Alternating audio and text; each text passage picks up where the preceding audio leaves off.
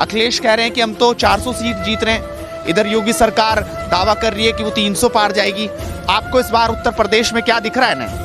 देखिए, सबसे पहले तो योगी सरकार का अलग ही मन है। योगी सरकार का सीधा सीधा अर्थ है दंगाइयों पर वार।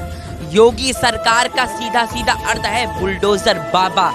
योगी सरकार का सीधा सीधा अर्थ है उन विनाशकारी प्रवृत्तियों के इंसानों पर प्रहार जो दंगा फैलाने का कार्य करते हैं और जो सहारनपुर दंगा, मेरठ दंगा, मुजफ्फरनगर दंगा, इन जैसे दंगों की साजिश रचते हैं। इसीलिए वो 300 पार जाएंगे। और बात रही अखिलेश यादव की, आजम खान के बेटे अब्दुल्ला आजम को टिकट देना, नाहिद हसन जैसे दंगाइयों को टिकट देकर खुद को नई बदलाव की पार्टी बताने वाले अखिलेश यादव अगर 40 सीटों से भी आगे बदल जाए तो मेरा नाम बदल दीजिएगा। और जिस तरीके से अखिलेश यादव ने ढोंग और पाखंड की नई राजनीति का जो ये चैप्टर खोला है ना अपना, वो 2 मिनट के अंदर तहस महस हो जाएगा। और यकीन मानिए योगी आदित्यनाथ तो 350 पार भी जाएंगे और अखिलेश यादव साइकिल पर चलते चलते 40 भी नहीं पहुंच पाएंगे। इस बार जनता का मूड है नई समाजवाद, नई सपा, नई हवा। किस जनता की बात कर रहे हैं आप नवीन जी? आप पत्रकारिता में महान स्तर पर हैं और जितना आपने विश्लेषण किया होगा उतना शायद मैंने भी नहीं किया है। जिस क्या कहते हैं समाजवाद की आप बात कर रहे हैं, जिस लहर की आप बात कर रहे हैं, वो यहाँ पर रखे घास के तिनके के बराबर भी नहीं है। और योगी जी के जिस बुलडोजर की और जिस ताकत की आप बात कर रहे हैं वो उस पेड़ की लहरता को दर्शाता है। बस यही फर्क है समाजवाद में, और यही फर्क है उसमें। समाजवाद का मतलब ये है कि घसीट कर महिलाओं के साथ खेतों में रेप किया जाए। समाजवाद का मतलब ये है कि मुजफ्फरनगर के दंगाइयों को खोलकर गुंडे की तरह भगा दिया जाए और जाठों को 6000 से ज्यादा जाठों को क्या कहते हैं FIR कर दी जाए। 1250 से ज्यादा जाठों को उनको जेल में घुसेड़ दिया जाए और जो दंगाई जिन्होंने लड़की के साथ पता नहीं क्या क्या किया उनको बाहर फेंक दिया जाए। बस यही कहानी है।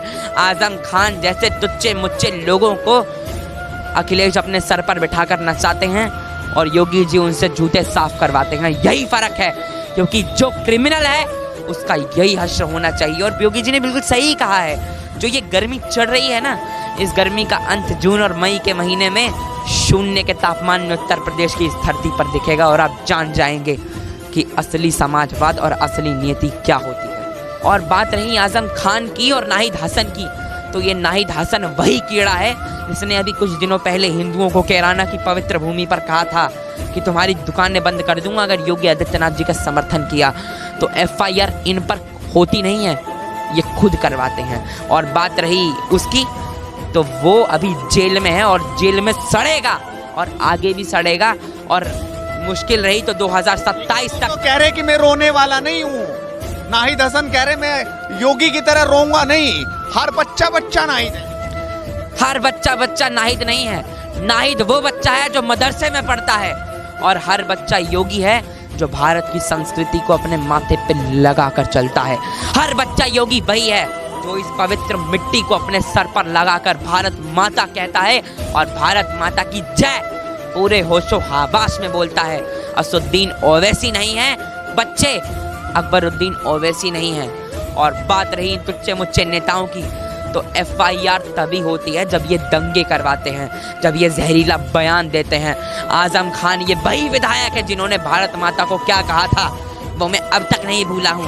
इन तुच्चे मुच्चे नेताओं को जेल में डालकर अगर इनके मुंह पे पत्थर भी फेंके जाए ना तो भी ये पाकिस्तान डैश जरूर बोलेंगे, लेकिन भारत माता की जय कतई नहीं बोलेंगे।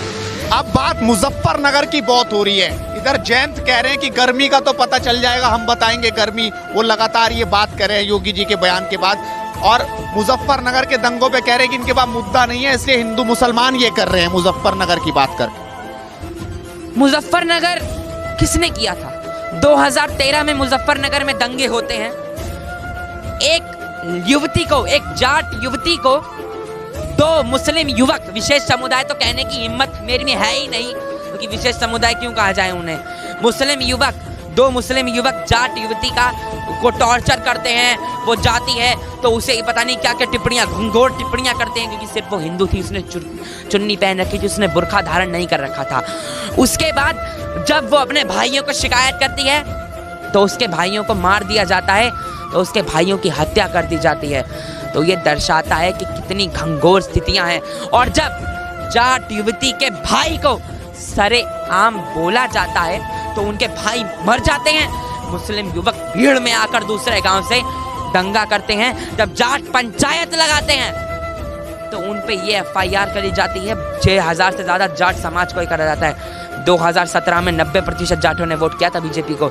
इस बार 100 करेंगे, क्योंकि जाट इस देश की पवित्र भूमि के पवित्र अंश हैं। और तो जाट कि भूल गए दंगे, तो भूल गए अब। ये खड़े जाट समाज के लोग, इनसे पूछ लीजिए क्या ये दंगे भूल गए?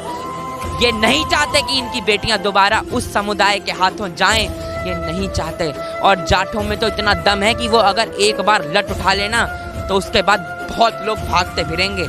लेकिन उस समय प्रशासन साथ नहीं था। लेकिन अब तो लोग कह रहे हैं घूस भर देंगे, इलाज कर देंगे अगर वोट ना दिया।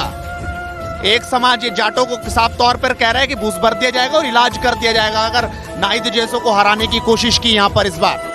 सपा प्रत्याशी के समर्थक की बात कर रहे हैं आप, जो मैंने जी न्यूज में देखा था। जी बिल्कुल, दंगाइयों की सोच दंगावादी ही होती है। बस यही फर्क है योगी और अखिलेश में। वो साइकिल पर बिठाकर आजम को और बड़े बड़े दंगाइयों को साइकिल पर बिठा के निकल जाता है।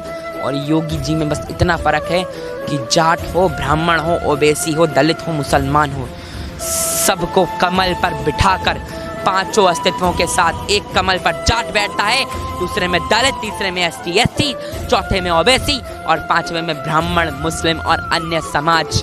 और बात रही जाटों को चैलेंज करने की, तो भैया ये वही बात है कि शेर के मुंह में आप खुद हाथ डाल रहे हैं। अगर जाट समाज अपनी पे आ गया तो ये अपने आप को भी नहीं बचा पाएंगे। इतनी भयानक स्थिति हो जाएगी।